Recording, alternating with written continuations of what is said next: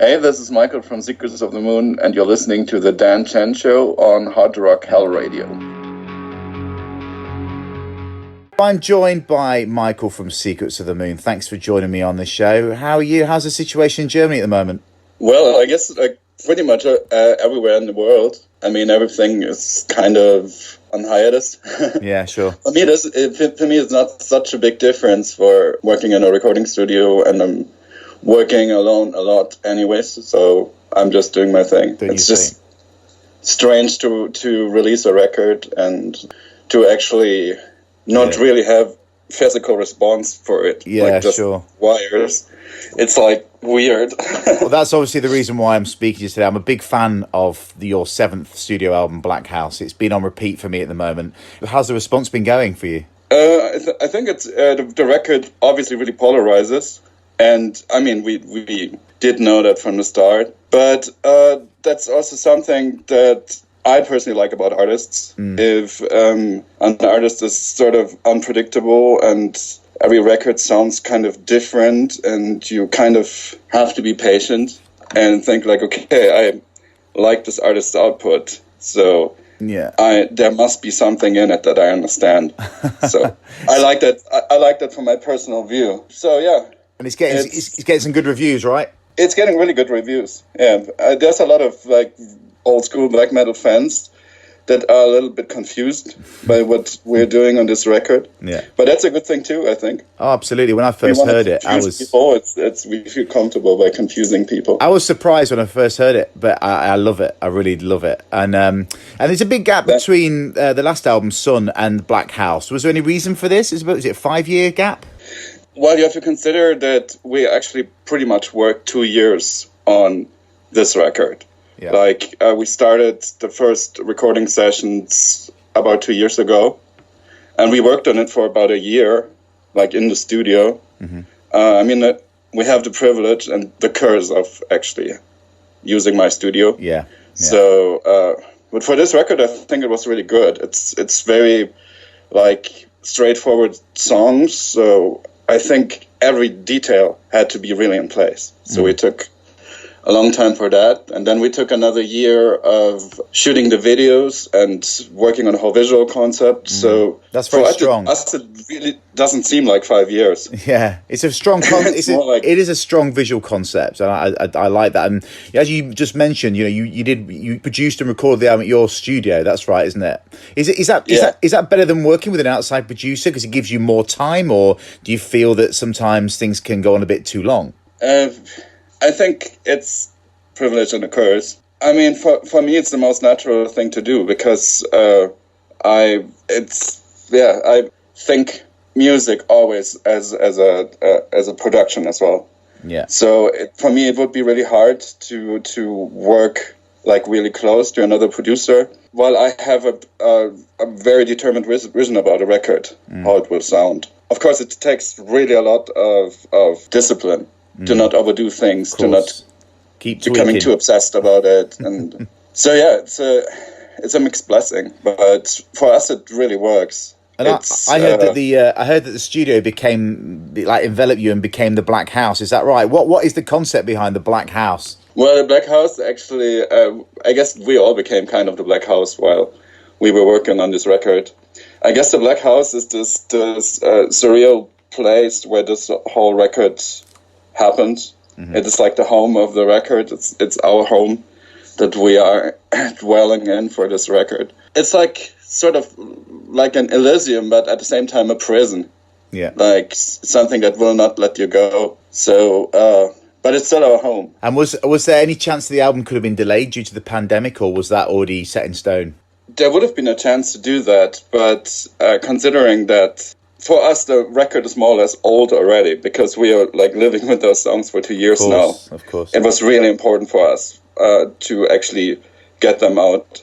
And technically, I mean, it's a pity that we cannot really play shows right now. But in a way, I'm maybe also hoping that through everything is kind of slowed down now and people are in their own four walls and that they probably start to listen a bit closer to music. I think so. Or like. Yeah, So everyone's living in a black house dwell right now. in their own black houses now. So it's probably the right record for the right times. Yeah, it totally is. And you had a lot of guests on the album. That's right, isn't it? Yeah.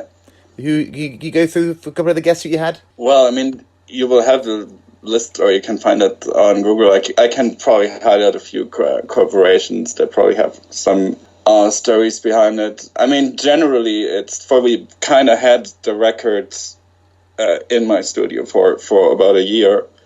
We didn't work like every day on it. I had different productions in that time. Like my colleague had some productions here.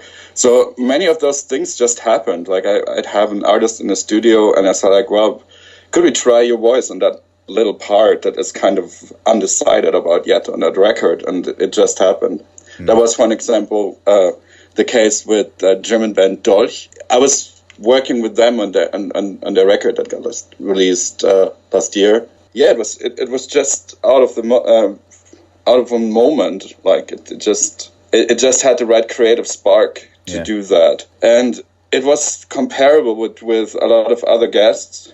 And this is something that for me is a really romantic idea about working in the studio, or like how it actually used to be in the music business. That a record was not done in 7 days straight, including the mix, and it just. There's no time for experiments, and there's no time for like creative sparks that would happen in a creative environment that is a studio.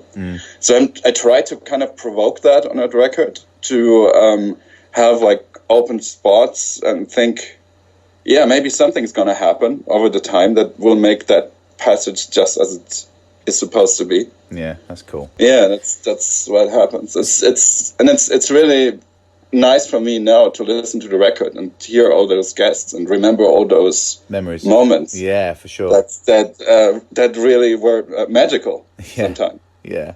So it's safe to say that the band is no longer following genre, and it's probably going in its own direction. The difference between the beginnings of Secrets of the Moon to now is quite big. You know, from a blacker sound to to the more melodic tracks in Black House. Is that growing up, or is that just becoming more open to other ideas? I think we always try to start with a complete clean slate and just see what it becomes. I mean, it was very extreme on Sun, because on Sun we really had merely like fragments of songs when we went to the studio, and it just happened to be that album. On Black House it was a bit more pre-produced, but a lot of this decision that made it sound like that were actually like spontaneous decisions. Like, for an example, the guitar tone that is really not a metal guitar tone was inspired us doing the recording.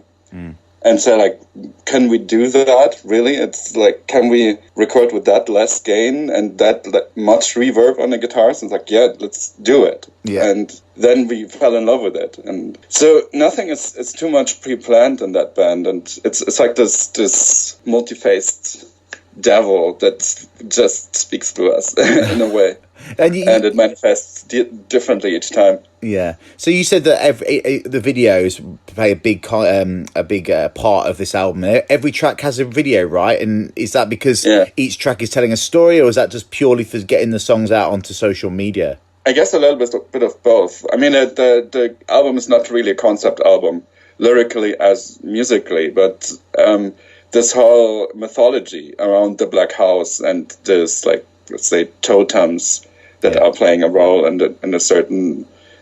each certain video clip. It's something that we kind of came up with after the fact, but was kind of like just fitting perfectly on that album. Yeah. Like every song is a different room that has that totem that is kind of related to the lyrics and the feel of the song. There's always something wrong with it. Like, each of those items are kind of acting not in the right physical law, and that's like something about the Black House. Like, it bends physical law. It was kind of an idea about it. That's cool. And the band's been going for a gargantuan 25 years now. Now, you're not an original member of the band, are you? No, actually, the only original member in the band is Lars, our bass player, that actually just rejoined for that record. That's right, yeah. So how many years have you been with the band now, and what do you bring to the band now that probably didn't have before?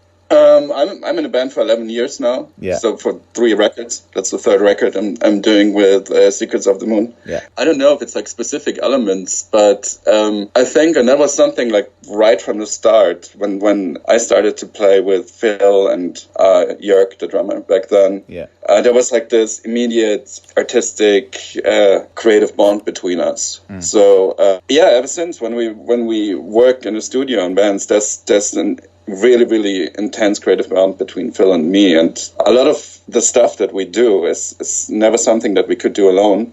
Like we're really inspiring us and bring us to different places. So yeah. So what are your personal influences today, up to date? From childhood up to now. Where do you from childhood up to now? Yeah.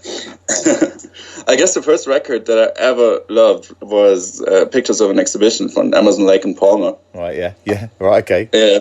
I didn't expect that answer. My father had that vinyl, and he kept playing it for me, and I was totally fascinated about it. Yeah. Once I grew up, I think really the first record that also kind of made me decide to become a musician back then was the Black Album from Metallica. Yeah. I was like 10 or something. Yeah.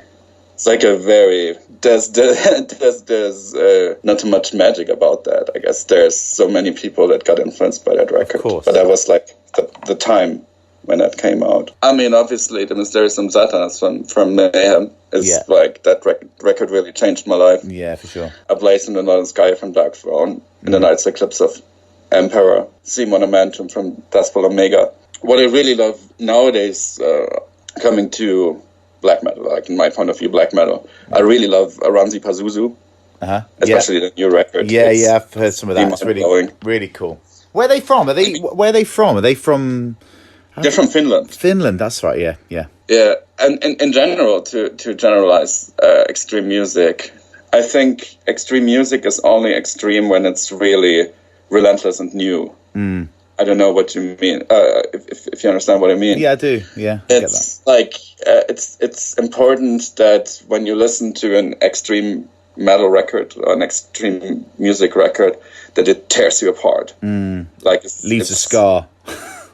Yeah, it kind of scares the shit out of you, but it's really attractive. Yeah, I get that. So I think something like black metal or extreme music can never become a craft, you know? That's never something where you can really follow rules and sound like somebody else. And if you look at all these important bands of that genre, they would always change really fast. And a lot of these artists burned like hot but short.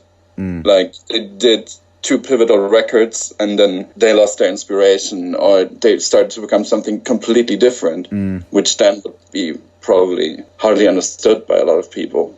So I think that is very, very important, and that is very hard nowadays because this genre is old now. Like it's hard to say, okay, I'm doing a black metal band these days. But I respect that the Mysterious Satanas is the best record of this genre, and I can only be like a particle of that. So what's the so with Secrets of the Moon? What's the post-pandemic plans? Obviously, you probably would have had a tour planned, wouldn't you, to go around this album already? Are you talking about getting back on the road for 21, Europe, etc.? Yeah, we're planning 21. We're planning early 21. I mean, there's nothing sure these days, unfortunately. No. There's nothing we can really plan on, but we try to carefully plan. We are about putting together tours now. I mean, if it's going to be possible to tour next year, it's going to be madness because everybody's going to hit the road. Everybody. And it will be intense times. Oh, I know. It already is. Oh, yeah. Were you doing a European tour on the back of this? Yeah, we're planning to do a European tour. We are planning to do a bunch of festivals. Actually, we plan 2 European tours. We'd love to go to the States again, and we love to do everything right now. We are really fucking hungry. Yeah, I bet. About going to the state on the road right now, obviously, like everybody. All the bands I've spoken to over the last couple of months, it's always been the same. And I feel so frustrated for you all because of all these albums that need to be on the road, and it's where the money's made, and it's frustrating as hell. So it's like you also kind of start to lose the connection to your record. if you don't play those songs. Well, the album's going to be even older, isn't it, next year? It's not even old for the listener, but old for you guys. Yeah, it's already old for us. I mean, we wrote that songs like more than 2 years ago. Yeah. Well, I've been playing the tracks, and I want to make sure that everyone gets to listen to it because it really is a special album. And Michael, I want to thank you for joining me on the show today. Thank you so much. It was a good talk. Thank you.